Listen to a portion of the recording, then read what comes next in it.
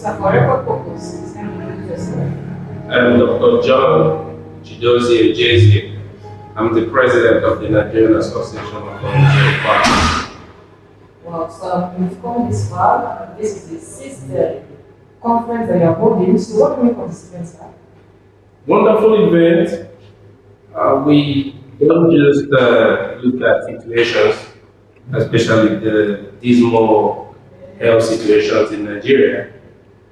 We actually want to get involved, and we have actually got involved. We try to provide health education, to our people, especially when it comes to the pharmaceutical products.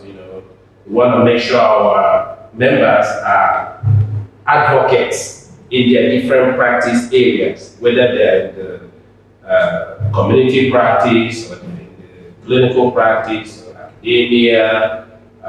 However, industrial, wherever you find yourself, be that voice that will promote what is right, ethical practices, genuine products, safe and effective products, very, very important, providing health education, providing vaccine education to our people, to the population, to everybody that cares to listen, and try to actually talk to people who may not be listening at that point. Maybe someday they will listen.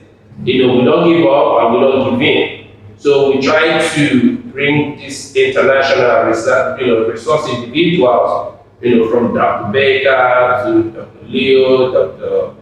Gafford, and all the resource great individuals, Dr. Kumi Ajayi. We have a lot of resource individuals that have really come together to support what we do, to support the mission and vision of this great organization, NAFTraph. So, and like I said, we don't just watch things, we get involved. And like our keynote speaker alluded to earlier in the day when he delivered his keynote address, he said if he can, save one person's life as a physician through his non-profit organization, that he has done his part. And that is the mindset I have, and this is the mindset we advocate, that you may not solve the bigger macro societal problems that are facing our nation, or that are facing humanity even in general, but if you can identify one area where you can proffer some kind of solution, where you can alleviate the sufferings of the masses, or even the sufferings of, even if it is a micro society, we're not even talking about larger society now. If you can do something to change the trajectory, the wrong trajectory things are going. I may not have a gas station to tell people how much gas is going to be sold for, which is petrol, by the way.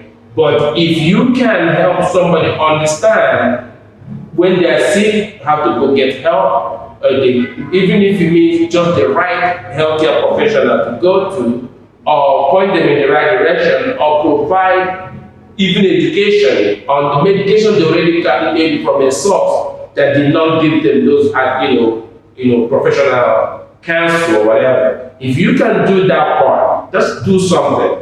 You have done your part, and that's exactly what we advocate for, and that's what we promote here at NAFTraph as well. And I'm glad that we've come this far, and we still have more work to do. It's like community work, we have to do it together as a team.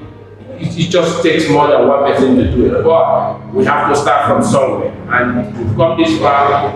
Like at the moment, we have a few partnerships that we have already signed. We are signing more people who want to partner with us because their own vision and their own missions align with that of NAFTraph. And the only way we can do more is to actually have these partnerships that will even take our mission and vision from where we are to where we want to be. Wow, so can you tell us as presidents, can you tell us what latest? Well, what motivated this movement is about somebody who likes service. I love service. I was a road tractor, now I'm a Rotarian in the US, and I was a road tractor in Nigeria when I was in engineering student. So now, overseas, so I believe that you can't forget whom you are, you can't forget where you're coming from. And, certainly overseas, that's good, but if you cannot take a little bit of help the way it's needed most, especially that your community where you grew up in, and take what is lacking, or you even do something. It's what we find that is very common. People complain and give up. They complain and say, well, it's like pouring salt into a sea, maybe a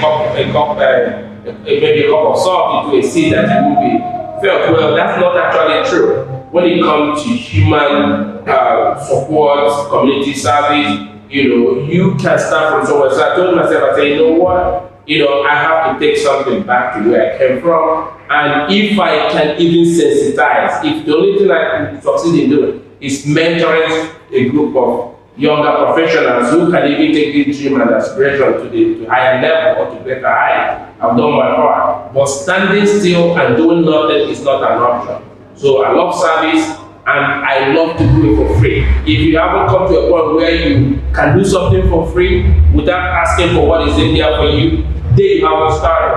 And to be honest with you, values depend on who you're talking to. My values are, if I can help, if I can bring a solution to an ailing world and ailing society, I've done my part. So it's who I am, service is who I am, and I have no problem doing something for free to promote humanity, even at this micro level. Hello.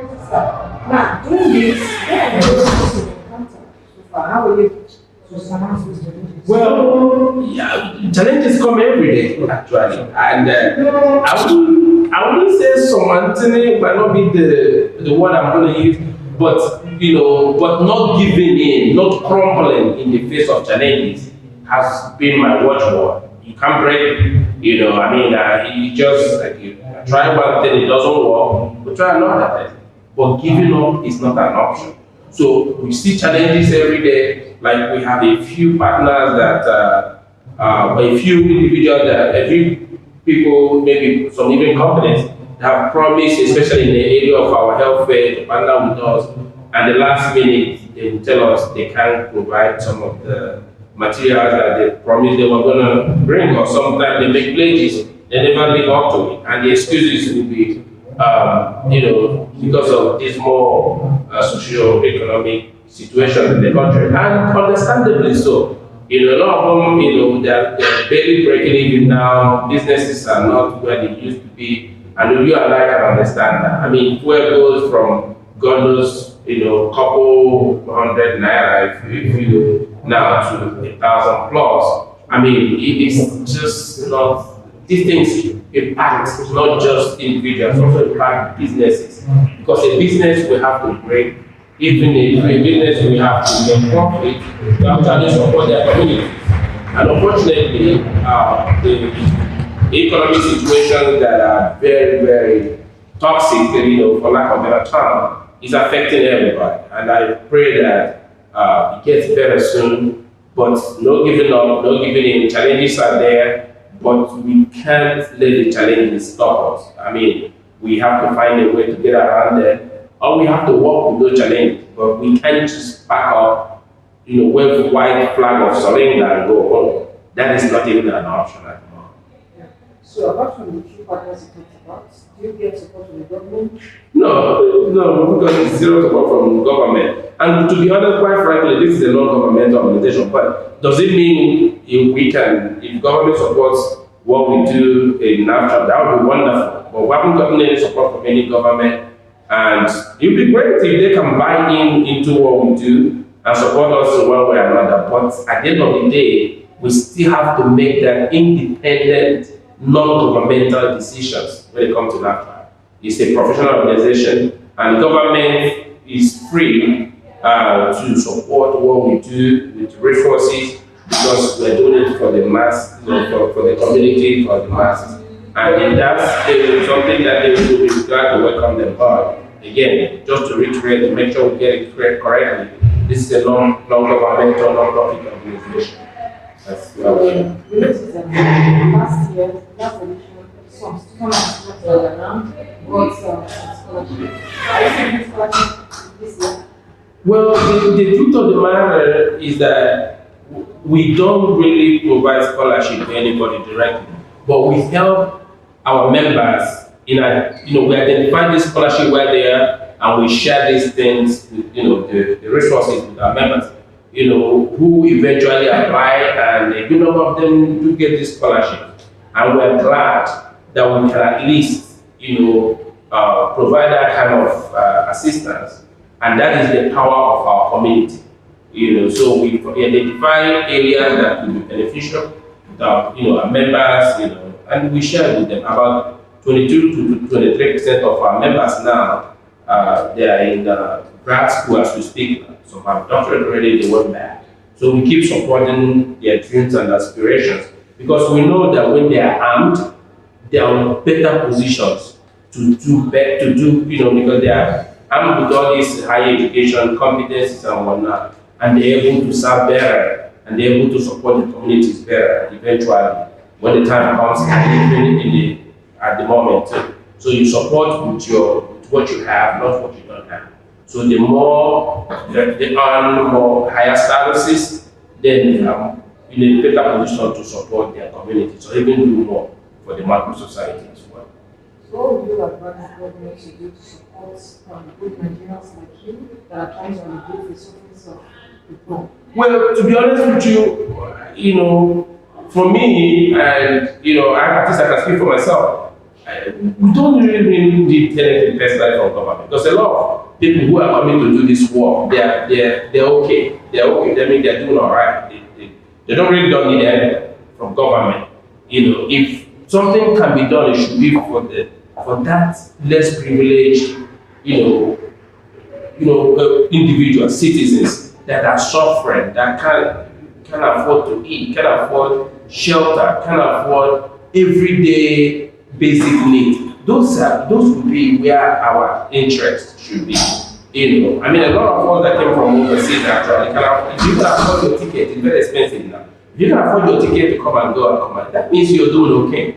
Food will not be your problem, but there are people that are finding it difficult to eat. So government should do anything that they can come up with policies to alleviate the sufferings of the masses. That is one thing that they need to do. And if they can do, it's not because of lack of policies. We know what is right.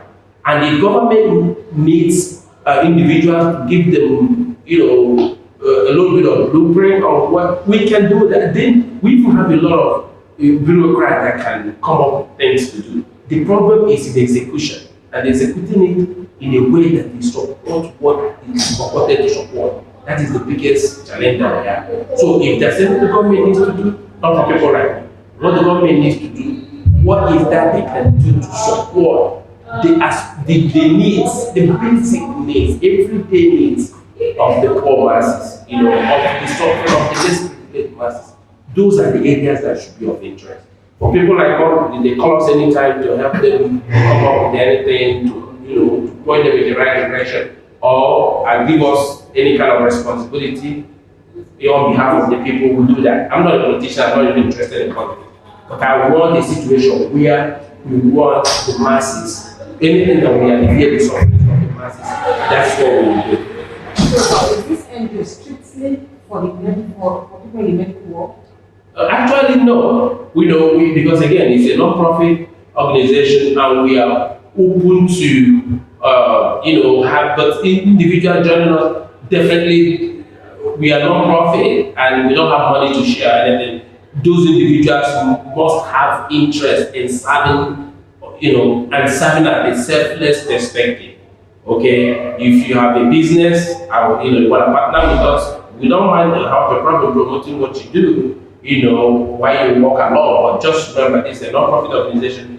Our interest will be making sure that something we deposit in the hands of everyday individual, less privileged individual, to better their life, the way they live, and their health outcomes, their general well-being and outcomes. So those are very critical to us. So people who are not in medical field, yeah, you can come join, but remember we already have mission and vision. So just bring yours, we can keep into what we do. We'll be more than happy to welcome everybody because everything we do is trying to enhance the living quality and the health outcomes and the health indicators of our people, both at micro level, meso level, and macro level. Thank you so much. Your name is again, sir. Dr. John AJC. Thank you very much. Yeah, thank you. Last trip I was here, they busted a warehouse right here in town, full of fake medication. Why was it? I'd like to believe our talk had something to do with it, but probably not. So at any rate,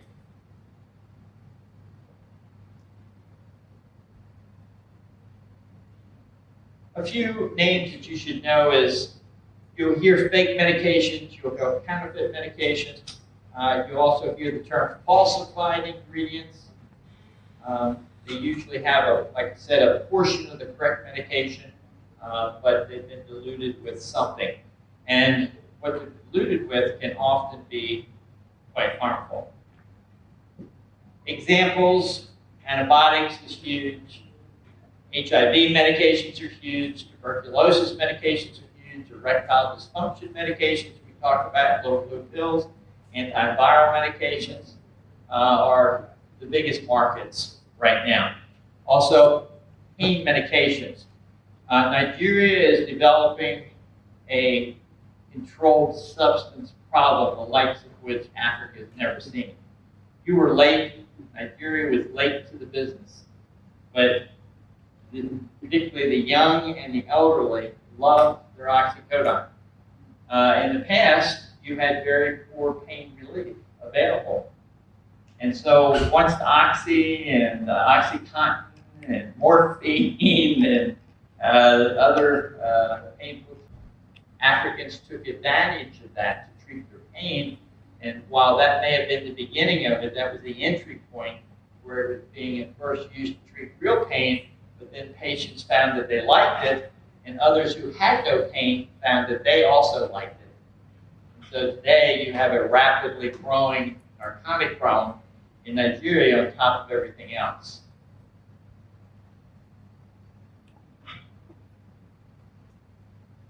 We talked about the difference between falsified medications and counterfeit medications.